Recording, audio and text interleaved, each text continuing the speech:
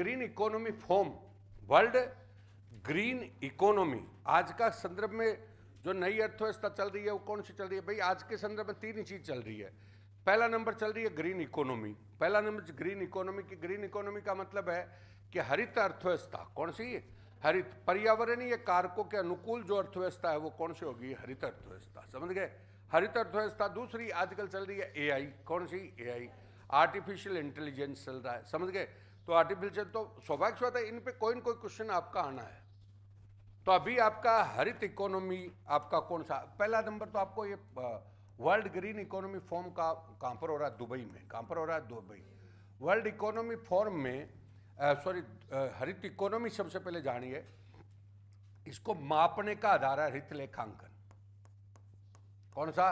हरित लेखांकन। मतलब कोई भी चीज का आकलन किया जाता है वो किसके आधार पर किया जाता है कि इसने पोल्यूशन को तो नुकसान नहीं पहुंचाया, आगे पोल्यूटेड तो नहीं करता। अब इसी के अंतर्गत सब कुछ आ जाता है। हरित लेखांकन, हरित घर आ जाता है, हरित शहर आ जाता है, तुम्हारी हरित कृषि, यानी इसको पोषणीय कृषि बोलते हैं। कौन सी? पोषणीय। और हरित उद्योग होता है, और हरित ऊर्जा होती है।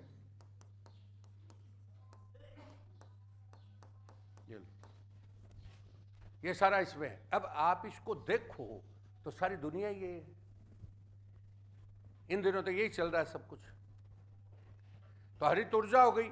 अब ये हरित ऊर्जा तो कौन सी होगी? सौर ऊर्जा, पवन ऊर्जा। इसको आजकल नाम क्या दिया है? हरित ऊर्जा। और आपको पता राजस्थान में अभी 24 में जो अभी दिसंबर में नीतियां बनी है, तो 10 नीतियां बनी, तो उसमें हरित ऊर्जा नीति भी बनी है। कौन सी? हरित ऊर्जा। आपने आरएस का पेपर देखा हो तो जो नीतियां दिसंबर में बनी थी तो उनका पेपर उन्होंने दिसंबर में बनाया, तो 5 क्वेश्चन है उन नीतियों के।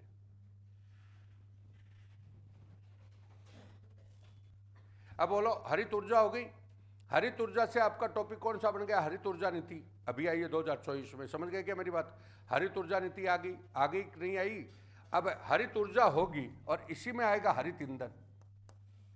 तो हरित ईंधन बोलो फटाफट टॉपिक। हरित ईंधन में क्या आ गया? बायो डीजल आ गया, बायो पेट्रोल आ गया,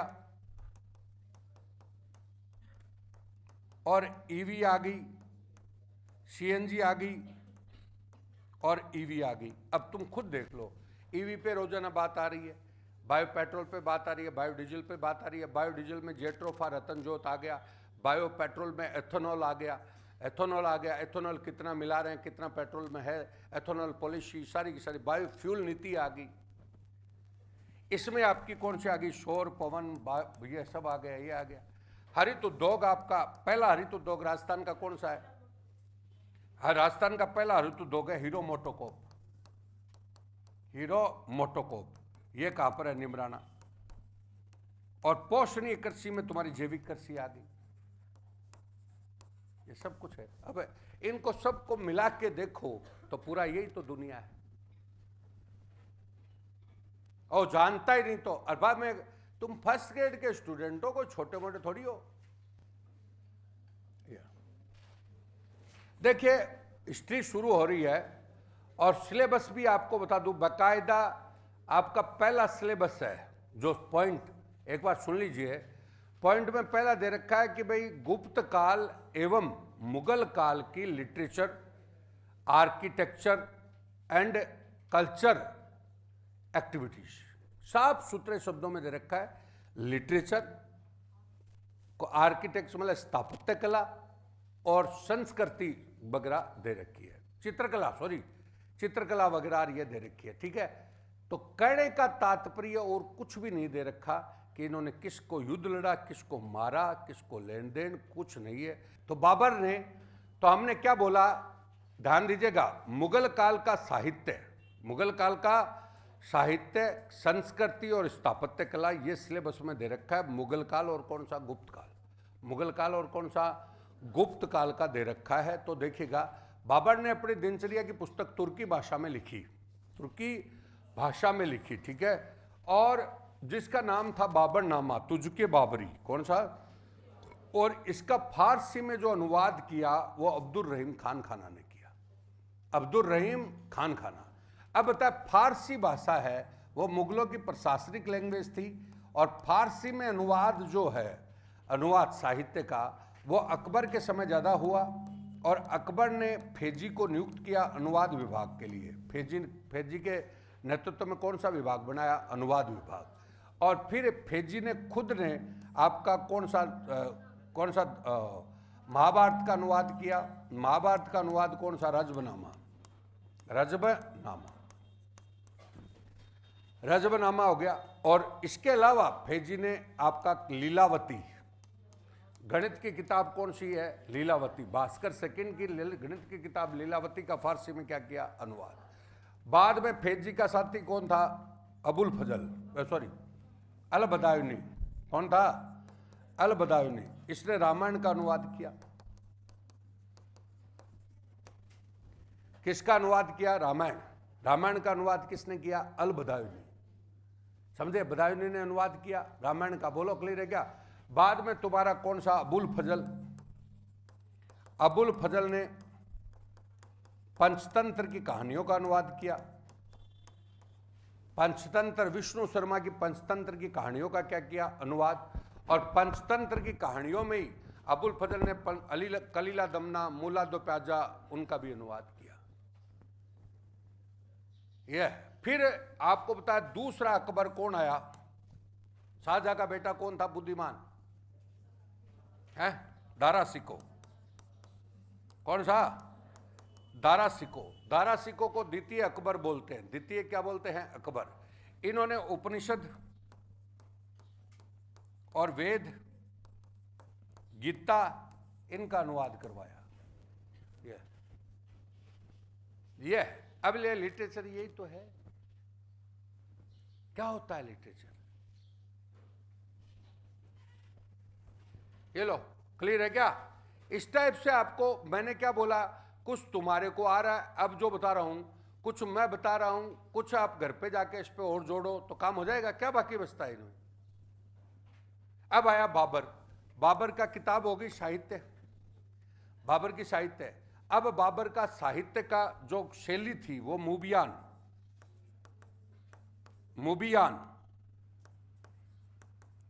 और इनकी कविताएं किस नाम से? दीवान। किसके नाम से आती थी? दीवान।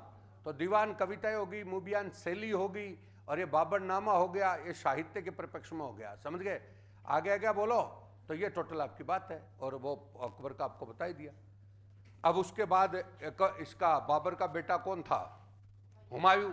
तो हुमायूं नामा, अरे हुमायूं की जो हिस्ट्री है वो कौन सी है? हुमायूं नामा। वो उसकी बहन गुलबदन बेगम ने लिख दिया। गुलबदन बेगम, तो ऑटोमेटिक साहित्य है।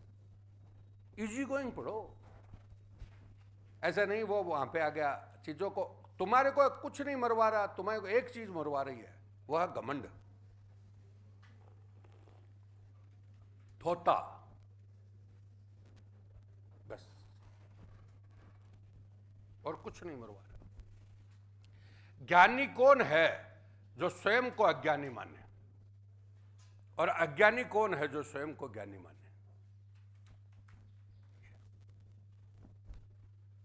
बस इतनी फर्क बता दो। आगे अब अगली बात, मुगल चित्रकला किसके राज्यकाल में पराकाष्ठा पर पहुंची? जहांगीर। भाई अब वही बात है, एक बार सुन लीजिए। मुगल काल आता है तो मुगल काल में सबसे पहले बाबर है। कौन सा? बाबर। बाद में कौन सा? हुमायूं। बाद में आपका हुमायूं के बाद आपका कौन सा आ गया? अकबर। अकबर के बाद कौन सा? शाहजहां। और अकबर के जहांगीर, शाहजहां और औरंगजेब। अब पीछे से ले रहे हैं। औरंगजेब वीणा वादक था, कट्टर मुसलमान था, लेकिन फिर भी वीणा वादक था। वीणा वादक, समझ गए? और उसने कौन सा? बोलो। उसने संगीत के लिए कहा कि इसको इतना नीचे दफना दो कि इसमें आवाज ही ना निकले, तो संगीत को खत्म कर रहा है। चित्रकला को भी वो लाइक नहीं करता था। साहित्य के परिप्रेक्ष्य में उसके जो भी ग्रंथ हैं वो बेसिकली कानूनी टाइप के ग्रंथ हैं। समझ गए? अब आया कौन सा? इधर शाहजहां। तो शाहजहां को स्थापत्य कला का क्या बोलते हैं? स्वर्णकाल। स्थापत्य कला का स्वर्णकाल किसको बोलेंगे? शाहजहां। बाद में आपका जहांगीर आ गया, तो जहांगीर आपका कौन सा? चित्रकला। अब चित्रकला में इसका जो चित्रकला तो प्रकृति और पशु पक्षियों पर ज़्यादा थी, और इसी में आपका साइबरन क्रेन का चित्र है जो किसने बनाया? उस्ताद मंसूर ने। उस्ताद मंसूर ने, तो उस्ताद मंसूर ने साइबरन क्रेन का चित्र बनाया। उसने आगरा में एक चित्रशाला भी बनवाई। चित्रशाला किसके नेतृत्व में बनाई? अकरीजा। कौन सा? अकरीजा के नेतृत्व में बनाई। बाद में अपने बात करते हैं कौन सा, ये कौन है? अकबर।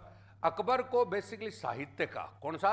साहित्य का और संगीत का विद्वान, मतलब संगीत के ऊपर रुचि ली थी उसने, साहित्य और कौन सा? संगीत। अब संगीत में वो नगाड़ा वादक भी था। क्या था? नगाड़ा। उसी के समय तानसेन था, बेजू बावरा था। कौन सा था? बेजू बावरा। और चित्रकला में उसके समय बिहिजाद, और ये कौन था? अब्दुस्समद था। अब्दुस्समद था। अब्दुस्समद को उसने सिरे कलम की उपाधि वगैरह दी। बाद में उससे पहले आपका कौन आ गया? जहांगीर, हुमायूं। हुमायूं के समय आपका कौन सा था? बिजाद। कौन सा था? बिजाद। अब्दुस्समद, ये सारे थे। और इसके समय बाबर के समय कोई था नहीं इतना। बिजाद बाबर के समय नहीं है, बिजाद हाँ बाबर के समय, बिजाद, और उसके समय अब्दुस्समद। ये लो, तो ये सारे देखो, ये जरूर मैं आपको बता दूं, साफ सी बात है, तुम सोचते हो कि पेपर हार्ड है, हार्ड नहीं है। जो भी चीज पढ़नी है उसको पूरी पढ़नी है। अब ये पर्सनैलिटी दे रखी है, जो जो तुम्हें याद है उनको आपस में जोड़ते जाओ चीजों को। मतलब ये जब तक नेगेटिव से जब ही बचोगे, नेगेटिव से जब आप चारों ऑप्शनों को काटते आओगे कि ये इसलिए नहीं है क्योंकि ये है, ये इसलिए नहीं है क्योंकि ये है, ये इसलिए नहीं है क्योंकि ये है, और तुम ऐसे ही टंपा दोगे तो पहला सीधा ही दोगे, उसमें चांस है गलत। आगे हो गया भाई, बोलो। अगली बात है इधर अभिनव भारत समाज, कौन सा? अनुशीलन समिति, गदर पार्टी, स्वराज पार्टी। बोलो, क्लियर है क्या? गदर पार्टी और कौन सी? अभिनव भारत वीडी सावरकर का था, वीडी सावरकर। अब देखिए, स्वतंत्रता से पहले जो आपके हैं, सुन लो, स्वतंत्रता से पहले नहीं, 1914 में भारत क्या हुआ था? प्रथम विश्व युद्ध हुआ था। उससे पहले जो क्रांतिकारी लोग हैं वो सबसे पहले, वैसे ही बता रहा हूं तो वह क्रम से, सबसे पहले चापेकर बंधु हैं। चापेकर बंधु ने वहां पर प्लेग आयोग के जो काल आयोग के जो अध्यक्ष आए थे उनको मार दिया था। 97 से कहानी शुरू होती है। बाद में बंगाल में आपकी कौन सी अनुशीलन समिति है? अनुशीलन समिति का जतीन्द्रनाथ मुखर्जी, अरविंद घोष वगैरह, ये क्या किससे? रास बिहारी बोस, अरविंद घोष और कौन सा? जतीन्द्रनाथ मुखर्जी, ये किससे जुड़े हुए थे? अनुशीलन समिति से। अनुशीलन समिति जो बंगाल में थी, समझ गए? बाद में पुणे, महाराष्ट्र से जुड़ा हुआ कौन सा था? वीर सावरकर का कौन था? अभिनव भारत। कौन सा? अभिनव भारत। और अभिनव भारत वीर सावरकर का था, और अभिनव भारत के साथ आपका कौन सा? वो भी रासबिहारी बोस भी जुड़ गए, और हमारे राजस्थान के केसरी सिंह बारठ भी जुड़ गए। केसरी सिंह बारठ ने वीर भारत सभा बनाई इनकी, कौन सी? वीर भारत सभा। और केसरी सिंह बारठ का बेटा कौन था? प्रताप सिंह बारठ। तो प्रताप सिंह बारठ लॉर्ड ऑर्डिंग्स बम कांड में भी क्या था शामिल? उसकी कार्य योजना को बनाने वाला कौन था? रासबिहारी बोस। और ये रासबिहारी बोस लॉर्ड ऑर्डिंग्स बम कांड के बाद भाग जाता है और वो चला जाता है जापान, और यही आगे जाकर के फिर आजाद हिंद फौज बनाता है। तो ये चीजें बताओ, पहला नंबर। बाद में आपका आ गया 5-6 में, ये आ गया 5 और 6, क्योंकि बाहर रहता था कौन? वीर सावरकर।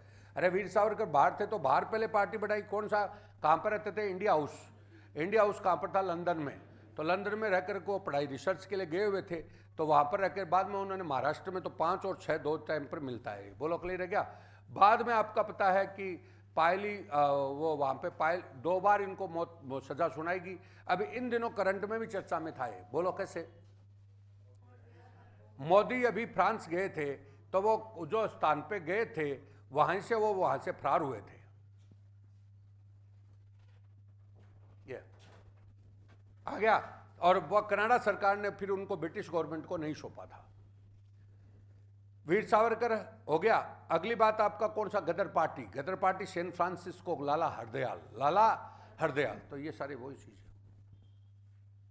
क्लियर है क्या?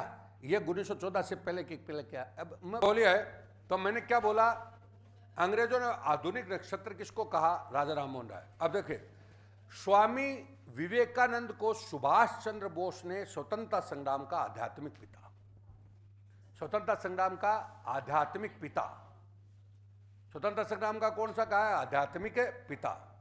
और शेरोन ने स्वामी दयानंद सरस्वती को भारतीय शांति का जनक, भारतीय अशांति का जनक किसको कहा? शेरोन ने।